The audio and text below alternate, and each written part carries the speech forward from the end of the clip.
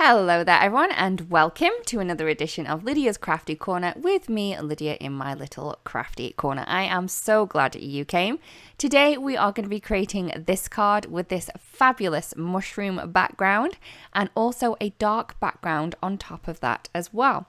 So the main element of this card is the background, and to create that fabulous background I am going to be using the Mushroom Garden stencil set from Altenew. You can see that we do have 4 stencils in this collection, and also we do have the layering guide within the packaging, so you're going to be able to see how to pop this one together. I am going to be using my low tack mat to place down my card panel. The card panel is 4 1/4 by 5 1/2, and it's just some classic Crest Solar White. And I'm going to start with the first stencil first. What a wonderful place to start. And I am going to be using my blush ink to colour in, I'm going to say, the largest of the mushrooms that we have here. So the big ones that we have, there are 3 of them. These are the more kind of semi-circular ones that we have, and I'm going to be using the blush ink to add colour to those, and also a mini blending tool because I do want to get into those small spaces and give all of these mushrooms a different colour. So the next mushroom that I am going to do is the one that looks like a little, I'm going to say, straw hat, and I'm going to be using the eucalyptus ink to add that in there. You can see that these are kind of close to the semicircular ones that we've just coloured in, and then we have one just at the bottom down here as well. Once that has been done, I'm going to move on to a different colour. I have rouge, and I'm going to be doing the largest of the small mushrooms. I know, makes a lot of sense, right? So you can see exactly where I'm putting them here, and I believe there is 4 of these ones. So it's a darker rouge colour, and I think it looks very, very pretty. Next, I'm going to move on to the jade colour. I'm just using the same blending tool as I use for the eucalyptus, but trying to make it less hard. And I'm going to go with the little cluster of 3 mushrooms that are together. These all have the same stalk, so I believe these mushrooms would all be the same colour. I'm then going to move on to crimson to add in the rest of the little mushrooms that we have on this stencil. So once that has been done, I am going to add in all the little stems that we have for these mushrooms.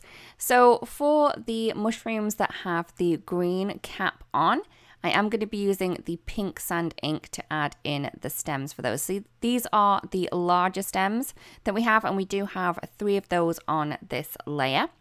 Once that has been done, I'm going to move on to the kind of smaller pieces of the stem on the pink capped mushrooms, and I am going to be using the Dusty Rose ink for that. And then once that's done, we're going to remove that stencil, and then we're going to add in stencil number 2.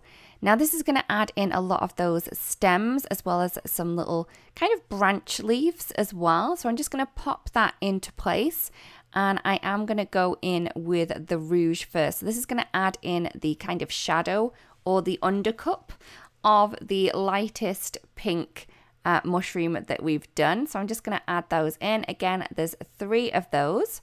I'm then going to move on to the pink sand again, and I'm going to use this for the undercup of the green ones and also the stems as well. So I am going to use quite a bit of this one. I definitely could have used a larger blending tool to add the ink through at this portion, but that's completely up to you if you want to use a larger one.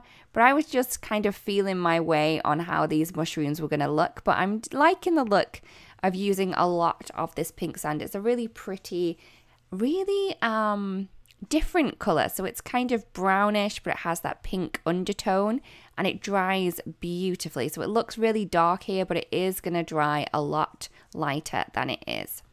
Once that has been done, I am going to be using the Forest Glades ink to add in those little leaves. Now I did forget to do a leaf cluster, the one that is missing on the right hand side, but I did manage to put that on later on. So I just lined the stencil up later. So once I've done with stencil number 2, I'm going to move on to stencil number 3, and I'm going to be using the Toasted Mauve. And this is going to be for those cluster of 3 little stems that we have. and also the little veins that we have on the undercup of the largest green mushroom. All right, so once that has been done, I'm then going to move on to the frayed leaf, and this is what I'm going to be using to add in the rest of those leaves that we have. So this is a large kind of leaf branch, I would say, and I am going to be using that frayed leaf for this. Now, I did have Forest Glades on this blending tool before, so this ink I think is a lot darker, than it usually would be if you were to use a clean blending tool, but I'm not mad at it. I like the colors. I think that looks very, very pretty.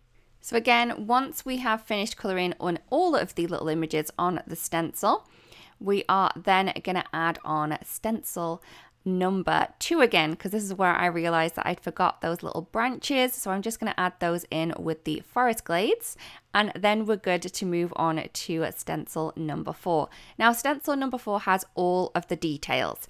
Now, technically, I did not need to do this at all, because all of this work that I'm doing on this stencil, I managed to get rid of with some gold embossing powder later on. So I'm just going to show you what I would do if I didn't use the gold embossing powder. So you can then have 2 different options for creating your little masterpiece. So for all of the mushrooms that were pink, I have gone in with the crimson to add in the little dots.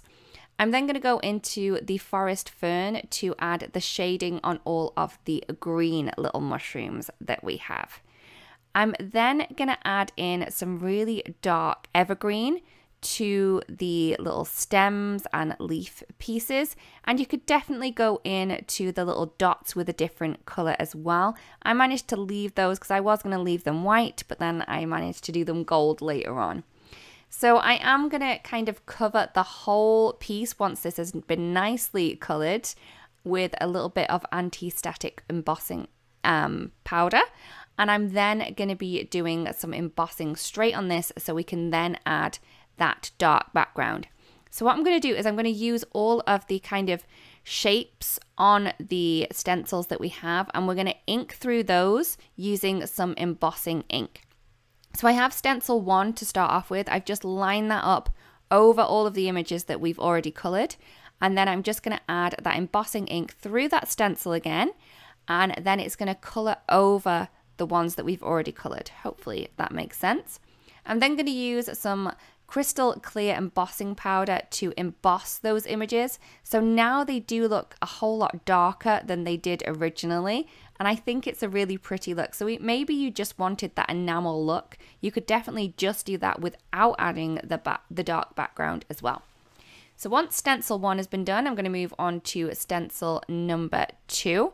So I'm just going to line that up. And again, I'm going to use a foam blending tool just to add that ink through the stencil. I find that a foam blending tool does this a lot better with the embossing ink, so that's why I am using that. You could also just use a sponge as well. A sponge would work perfectly.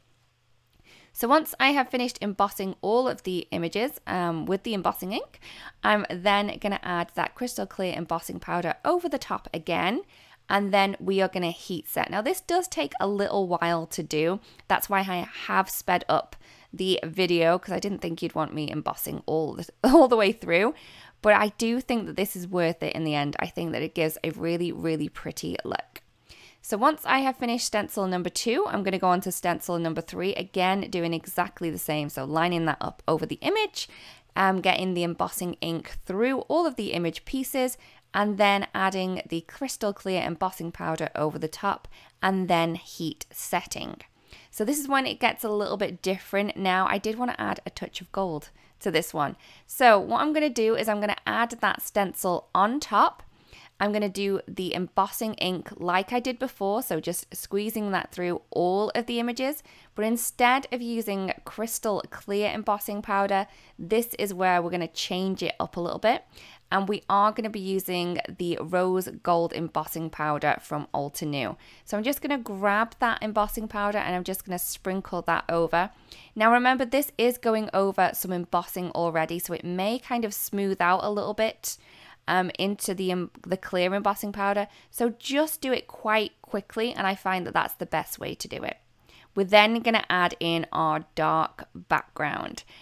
So to start with, I went in with the Cloudy Sky ink, and I was originally just going to do this ink color. I thought it would look pretty cool, but then once I had added it, I then decided to add more. As you do with cards, sometimes you just don't know when to stop. But what I'm going to do is I'm just going to add a kind of, I'm going to say quite solid color with that Cloudy Sky ink. And I'm then going to go in with the Nimbus. So with the Nimbus, I'm just going around the outside edge. And this, again, is where I was going to stop. I was just going to add it around the outside edge, add that like vignette around the outside. But then I decided I needed a bit more. So on top of that, I'm also going to be grabbing the Dark Night ink. And I'm going to add that around the outside edge. Once I had added that, I then went again in with the Nimbus and kind of pulled that ink color in a little bit more into the center. And then once I was happy with that kind of darkness that we had around the edge, I then went back in with the Cloudy Sky ink just to kind of soften that color in the center as well. And I just love, love, love, love how this background turned out, and that gold shine as well just looks perfect. If you do have any ink kind of pooling on your images because they are embossed, you can just take a dry tissue just to get rid of that ink, and then we're good to go. For the sentiments, I'm using the Essential Sentiment hot foil plate. Now this has been heating up in my hot foiling system. I'm then going to add some of the rose gold foil down, face down onto the plate, then a piece of cardstock that I wish to foil, and then a shim. Remember, only use a shim if you need to, and you can just see how pretty that looks there. So I have my hot foiled elements done, and I'm then going to take the coordinating die. Now this is going to cut those sentiments into strips in one go. It is fabulous. I love it. So what I'm going to do is I'm just going to line that up with the sentiments, add a little bit of tape, just so that die doesn't move. I have it perfectly positioned. I don't want anything moving. And I'm then going to run that through my mini Blossom embossing machine or die cutting machine. Okay, so once I have that, you can see that we have all of these little sentiments that we can use on various different cards. So I am going to pop my background onto my card base. The card base is 4 1/4 by 5 1/2, and it's just a white card base. And I'm just using some of the ultra sticky tape from Altenew to pop that into place. I did have a little bit that I needed to trim from the side, but that wasn't any problem. I just trimmed it off, and then we're good to go. I'm then going to choose 3 of the sentiments from our sentiments that we have. I went for the Hello Friend, Thinking of You, Sending Love. And I think that that looks really cute to have that block of 3 sentiments rather than just 1. So we're making it more of a kind of focal element. And it doesn't take too much away from the background either. I didn't want to add anything too busy. We could have just added 1 sentiment, but I think the 3 look really nice, all kind of clustered together. To give them a little bit of dimension, I am using the Instant Dimension foam tape from Altenew just to add those in place. So as you can see here, I'm just going to add in that 3rd one just at the top, and I'm just going to add that again with the Instant Dimension foam tape. Once I've added all of the tape into place, I can then remove the backing and then add my final sentiment into place. And here is the card complete. I really do hope that you love the card as much as I do. I am loving this background. Thank you so much for joining me. I really do hope that you've enjoyed the video, and I hope that this has inspired you to get creating too. Thank you so much for joining me, and I hope I will see you again really soon. Bye-bye. Hey there, Lydia here. I really do hope that you've just enjoyed the video. If so, please subscribe to the Altenew YouTube channel. Also, turn on the notification bell so you can get your daily dose of crafty techniques and tutorials just like this. Thank you so much for watching. Bye-bye.